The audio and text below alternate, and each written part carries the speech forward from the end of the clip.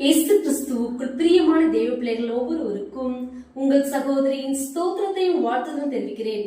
பெண்கள் அனைவருக்கும் இனிய மகள் தின நல்வாழ்த்துக்கள். பெண்கள் என்றால் கர்த்தருடைய பார்வையில் விசேஷமானவர்கள், விலையேற பெற்றவர்கள், வித்தியாசமானவர்கள். உலகம் நம்மளை பார்த்து சொல்லலாம் பெண்கள்னா பலவீன பாண்டங்கள் என்று. ஆம், நாம் பலவீன பாண்டங்கள் தான். ஆனால் நமக்குள்ள இருந்து நம்மை பலப்படுத்துகிறவர் நம்முடைய ஆண்டவராக இயேசு கிறிஸ்து. நம்முடைய ஆண்டவர் நம்மோடு கூட இருக்கும் பொழுது கர்த்தர் நிச்சயமாகவே உங்கள் ஒவ்வொருவரையும் விசேஷ விதத்துல ஆண்டவர் எடுத்து பயன்படுத்துவார். உங்களை வித்தியாசமாய் மாற்றுவார், விலையேற பெற்ற ஸ்திரீகளாய் மாற்றுவார். வேதத்துல கூட நாம் பார்க்கிறோம்ல, ஸ்திரீகளுக்குள் ஆசீர்வதிக்கப்பட்டவள் என்று 2 ஸ்திரீகளை குறித்து பார்க்கிறோம். ஒன்று மரியாள், இன்னொன்று யாகேல். இப்பொழுது ஆண்டவர் உங்களை பார்த்துதான் சொல்றாரு, நீங்க ஒவ்வொருவருமே ஸ்திரீகளுக்குள் ஆசீர்வதிக்கப்பட்டவர்கள். இந்த மகிழ்ச்சியான நாளில் கர்த்தர் நமக்கு கொடுக்கிற ஆசீர்வாதமான வார்த்தையை நாம் கேட்கலாம். இன்றைக்கு கர்த்தர் கொடுக்கிற தேவ செய்தியோட தலைப்பு தனித்தவள் தாயானாள். தனித்தவள் தாயானாள். இன்றைக்கு நாம் பார்க்க போகிற ஸ்திரீ நகோமி. இந்த நகோமி யார்? இந்த நகோமி பெத்லஹேமில் தன் கணவர் 2 மகன்களோடு வாழ்ந்து வந்தவள். பெத்லஹேம் என்றால் அப்பத்தின் வீடு என்று அர்த்தம். அதாவது ஆசீர்வதிக்கப்பட்ட இடம்தான் பெத்லஹேம். அந்த பெத்லஹேமில் பஞ்சம் வந்த போது நகோமியோட கணவர் எலிமெலேக்கு, நகோமி தன்னுடைய 2 குமாரர்களோடு மோவாப் தேசத்துக்கு செல்கிறார்கள். நகோமியின் வாழ்க்கையில் நாம் ஒரு 5 காரியங்கள் நாம் கற்றுக்கொள்ள போகிறோம். முதலாவது, தனித்தவள் ஆனாள். வேதத்தில் வாசிக்கிறோம், ரூத் 1ஆம் அதிகாரம் 5ஆம் வசனம் இப்படியாக சொல்கிறது, பின்பு மக்லோன் கிளியோன் என்னும் அவர்கள் இருவரும் இறந்து போனார்கள். அந்த ஸ்திரீ தன் குமாரர் இருவரையும் தன் புருஷனையும் இழந்து தனித்தவள் ஆனாள். அல்லேலூயா. பாருங்க, தனிமை என்பது மிகவும் கொடுமையானது. அது பெண்களுக்கு சொல்லவா வேணும்? தனிமைனா ரொம்ப கஷ்டம் இல்ல, அது நம்மளால டாலரேட் பண்ண முடியாது. பாருங்க, ஹஸ்பண்ட் இருந்தாங்க, 2 பிள்ளைங்களும் இருந்தாங்க. இந்த 3 பேருமே என்ன பண்ணாங்க? இறந்துட்டாங்க. இவங்க என்ன நினைச்சு போயிருப்பாங்க? மோவாப் தேசத்துக்கு போனா சுகபோகமா வாழலாம், சம்பூரணமாய் வாழலாம், ஆசீர்வாதமா இருக்கலாம் நினைச்சுதானே அங்க போனாங்க.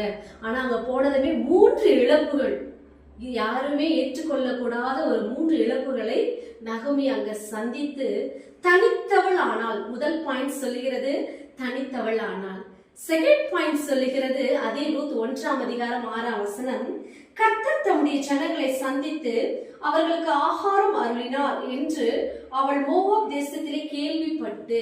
அப்ப பெத்லஹேம்ல கர்த்தர் வந்து தம்முடைய ஜனத்தை சந்திக்கிறார்.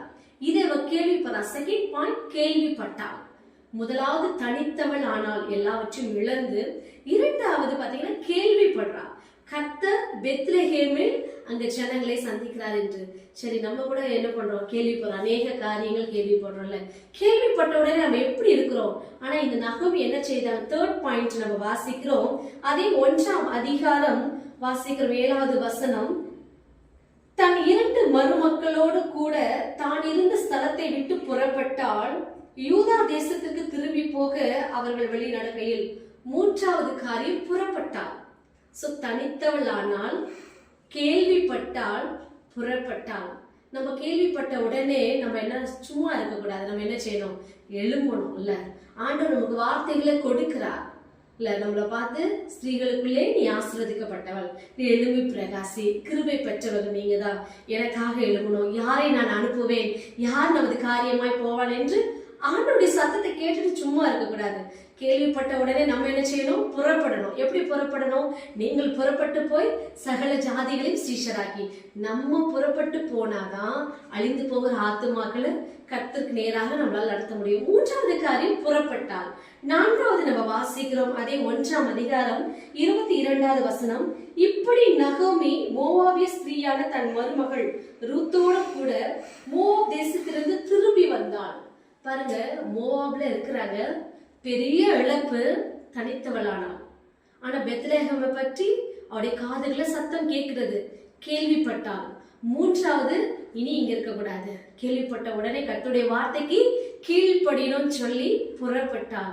நான்காவது பார்க்க திரும்பி வந்தாள். எங்க திரும்பி வராங்களாம்? எங்க இருந்து எங்க போனாங்க? பெத்லஹேம்ல இருந்து மோவாபுக்கு போனாங்க.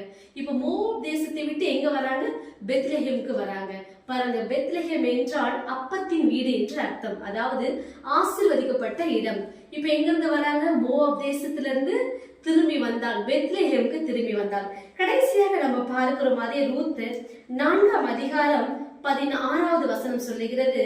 பாருங்க, தன்னுடைய மருமகளுக்கு பிறந்த தன்னுடைய பேர குழந்தை, அதாவது ஓபேத் என்றால் ஆராதிப்பவன், அந்த குழந்தையை அவள் வளர்க்கிற தாயானாள். யோசிச்சு பாருங்க, ஃபர்ஸ்ட் பாயிண்ட் சொல்லுகிறது தனித்தவள் ஆனாள். கடைசி பாயிண்ட் 5வது பாயிண்ட் சொல்லுகிறது தாயானாள். பாருங்க, இன்னைக்கு நீங்க தனிமையா இருக்கிறீங்களா? எத்தனை பெண்கள் நீங்க ஐயோ நம்ம தனிமையா இருக்கிறோமே, ஹஸ்பண்டோட சப்போர்ட் இல்லையே, பெற்றோருடைய சப்போர்ட் இல்லையே, பிள்ளைகளுடைய சப்போர்ட் இல்லையே, யாரும் நமக்கு உதவி செய்ய யாருமே இல்லையே. கவலையே படாதீங்க. நகோமி பாருங்க, கர்த்தருடைய சித்தத்தை கேட்கல, ஜெபிக்கல, ஆனா மோவாபுக்கு போனா பெரிய இழப்பு. இன்னைக்கு அநேக பெண்கள் கூட எடுத்தோம் கவுத்தோம் சொல்லி நம்ம என்ன பண்றோம், சில காரியங்களை முடிவு பண்ணிடுறோம். அப்படி இருக்கவே கூடாது. நம்முடைய வாழ்க்கையில், ஒவ்வொரு பெண்களுடைய வாழ்க்கையில் நீங்க எந்த காரியத்தை செய்வதற்கு முன்பதாக தேவ சமூகத்துல காத்திருங்கள். இந்த அடிமையோட வாழ்க்கையில கூட பாத்தீங்கன்னா, ஒரு கர்ச்சிஃப் நான் வாங்கணும்னா கூட தேவ சமூகத்துல காத்திருப்பேன். இந்த கர்ச்சிஃப் வாங்கணுமா, என்ன ரேட்டுக்கு வாங்கணும், என்ன கலர், இந்த டிசைன் ஓகேவா? கர்ச்சிஃப்ன்றது சாதாரணமா பணம் கொடுத்தா வாங்கிடலாம். ஆனா என்னுடைய வாழ்க்கையில ஒரு சின்ன காரியமா இருந்தாலும் தேவ சமூகத்துல காத்திருந்து பெற்றுக்கொள்வது என்னுடைய வழக்கம். அதனாலதான் கர்த்தர் அவைகளை ஆசீர்வதிக்கிறார். இன்னைக்கு அநேக பெண்கள் மனுஷனுடைய வார்த்தைகளை கேட்டுட்டு, அல்ல சுய புத்தியில, சுய ஞானத்துல நம்ம முடிவு எடுக்கிறதுனாலதான் அநேக இழப்புகளை பார்க்கிறோம். பெண்கள் தினத்துல ஆண்டவர் உங்களோட பேசுகிறார். நகோமி செய்த தவறை நாம் செய்யக்கூடாது. அந்த தவறுக்கு பிற்பாடு அவங்க செய்தாங்க பாத்தீங்களா? நீதிமொழிகள் 28:13 வாசிக்கிறோம். தன் பாவங்களை மறைக்கிறவன் வாழ்வடைய மாட்டான், அவைகளை அறிக்கை செய்து விட்டு விடுகிறவனும் இரக்கம் பெறுவான். நம்ம கூட நம்முடைய வாழ்க்கையில அறிந்தோ அறியாமலோ, தெரிந்தோ தெரியாமலோ அநேக பாவங்கள், அதற்கு பிரிவில்லாத காரியங்கள் செய்யலாம், முடிவெடுக்கலாம். ஆனா அதுக்கு பிற்பாடு ஒரு வார்த்தை சொல்லுகிறது, அவைகளை அறிக்கை செய்து விட்டு விடும்போது தேவ இரக்கத்தை நாம் பெற்றுக் கொள்கிறோம். ஹல்லேலூயா. இந்த நாளில அநேகரோட கர்த்தர் முகமுகமாய் பேசிக் கொண்டிருக்கிறார். வேதத்துல அநேக ஸ்திரீகள் ஆசீர்வதிக்கப்பட்டவங்க இருக்காங்க. ஆனா இந்த பெண்கள் தினத்துல ஏன் ஆண்டவர் இந்த அடிமைக்கு நகோமியை குறித்து பேச சொன்னார் என்று தெரியல. நாம் கர்த்தருடைய சித்தத்தை அறியாமல், ஜெபிக்காமல் ஒரு காரியத்தை செய்யும் பொழுது அநேக இழப்புகளை நாம் பார்க்கிறோம். அவைகள் தோல்விகளை முடிகிறத பார்க்கிறோம். நாம் அப்படி இராதபடிக்கு நீங்க என்ன காரியம் செய்தாலும் சரி, உங்க பிள்ளைகளுடைய வாழ்க்கையில, உங்க வாழ்க்கையில, உங்க எதிர்கால வாழ்க்கையில, ஆவிக்குரிய வாழ்க்கையில, உலக காரியங்கள எதுவா இருந்தாலும் தேவ சமூகத்துல நீங்க காத்திருந்து நீங்க ஜெபிக்கும் போது கர்த்தர் உங்களுக்கு மகிமையான காரியங்களை செய்ய வல்லவரா இருக்கிறார். எனக்கு அன்பான தேவ ஜனமே, இந்த வேளையில் கர்த்தருடைய வார்த்தையை நீங்க கொஞ்ச நேரம் கேட்டீங்க, உங்களை ஒப்பு கொடுப்பீங்களா? நகோமியுடைய வாழ்க்கையில அவங்க கர்த்தர்கிட்ட கேட்காம செய்ததுனால அநேக காரியங்கள் என்னெல்லாம் நடந்தது என்று நம்ம பார்த்தோம்ல. ஆனா இன்றைக்கு இப்பொழுது நம்முடைய வாழ்க்கையில இப்பேற்பட்ட காரியங்களுக்கு நாம் இடம் கொடுக்கவே கூடாது.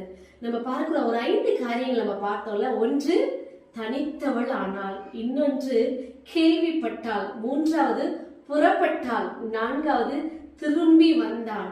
5வது, தாயானாள். The first point, தனித்தவள் ஆனாள். கடைசி பாயிண்ட், தாயானாள். யோசிச்சு பாருங்களேன், தனிமையா இருக்கிற ஒரு பெண்ணை கர்த்தர் வளர்க்கிற தாயாய் மாற்றினார். ஹல்லேலூயா. இன்றைக்கும் கூட நீங்க தனிமையா இருக்கிறோமே என்று எத்தனை பேர் கர்த்தருடைய சமூகத்துல நீங்க கண்ணீர் வடித்து ஜெபித்து கொண்டிருக்கிறீங்க தெரியல. கர்த்தர் உங்களோட கூட இருக்கிறார். எப்படி நகோமியை கர்த்தர் மீண்டுமாய் பாருங்க, ஒரு மாறாவை போல இருந்த ஒரு வாழ்க்கை கர்த்தர் மதுரமாய் மாற்றினார். ஆக்சுவலா நகோமி என்றால் மதுரம் என்று அர்த்தம். அந்த பேருக்கு அர்த்தம் மதுரம், இனிமை. ஆனா ஆண்டவர் இனிமையாக வைத்தார், மதுரமாய்தான் வைத்தார். ஆனா அவங்க என்ன பண்ணாங்க, மோவாப் தேசத்துக்கு அங்க கடந்து போனாங்க. அங்க அந்நிய தேவர்களை வணங்குகிற ஒரு இடம், விக்கிரகங்களை வழிபடுகிற இடம். கர்த்தருடைய வார்த்தை சொல்லுகிறது வேதத்துல, அந்நிய நுகத்தில் பிணைக்கப்படாதிருப்பாயாக, இருளுக்கும் வெளிச்சத்துக்கும் சம்பந்தம் ஏது என்று நாம் பார்க்கிறோம். கர்த்தருடைய பிள்ளைகளுக்கும் ஆண்டவரை அறியாமல் பாவத்திலே வாழ்கிறவர்களுக்கும் அநேக வித்தியாசங்கள் உண்டு. ஆனா நீங்க விலையேற பெற்றவங்கல்ல. நிச்சயமாகவே நகோமியை போல உங்களுடைய வாழ்க்கையில உங்களுடைய காரியங்கள் எல்லாம் நீங்க தேவ சமூகத்துல காத்திருக்கும் பொழுது அவைகளை அறிந்து உணர்ந்து அதுல இருந்து நீங்க வெளியே வந்து தேவ இரக்கத்தை பெற்றுக்கொள்ளும் பொழுது பாருங்க, கசப்பா இருந்தது வாழ்க்கை. அந்த ஓபேத் என்ற பிள்ளையை தன்னுடைய மருமகள் மூலியமாய் கர்த்தர் அந்த பேர பிள்ளையை கொடுத்தாருல, அதுதான் வளர்க்கிற தாயானால். ஓபேத் என்றால் ஆராதிப்பவன். பாருங்க, கர்த்தர் நல்லவர்ல. தனித்தவளா இருந்த ஒரு நகோமியை கர்த்தர் தாயாய் மாற்றுறார். இன்றைக்கு உங்களையும் கர்த்தர் ஒரு தாயாய் மாற்றி அநேகருக்கு ஆசீர்வாதமா வைப்பார். கர்த்தர் தாமே இந்த வார்த்தையை கொண்டு உங்களை ஆசீர்வதிப்பாராக. ஆமென். நாம் ஜெபிக்கலாம். எங்களை அதிகமாய் நேசிக்கிற எங்கள் அன்பின் பரலோக பிதாவே, இந்த நல்ல ஒரு மன மகிழ்ச்சியின் நாள், உலக மகளிர் தின இந்த நாளில் உம்முடைய பிள்ளைகளோடு உடைய வார்த்தையை தியானிக்கும்படியாக அடிமைக்கு கொடுத்த நல்ல ஒரு தருணத்துக்காக நன்றி. இந்த வார்த்தையை கேட்டுக் கொண்டிருக்கிற ஒவ்வொரு தேவ பிள்ளைகளையும் என் தேவன் தாமே நீங்க அபரிவிதமாய் ஆசீர்வதிப்பீராக. உம்முடைய பிள்ளைகள் நிச்சயமாகவே உம்முடைய ஆசீர்வாதத்தை பெற்றுக்கொண்டு இந்த பூமியில உமக்கு ஜீவனுள்ள சாட்சியாய் திரள கிருபை செய்வீராக. இயேசுவின் நாமத்தில் ஜெபிக்கிறோம் நல்ல பிதாவே. ஆமென். God bless you.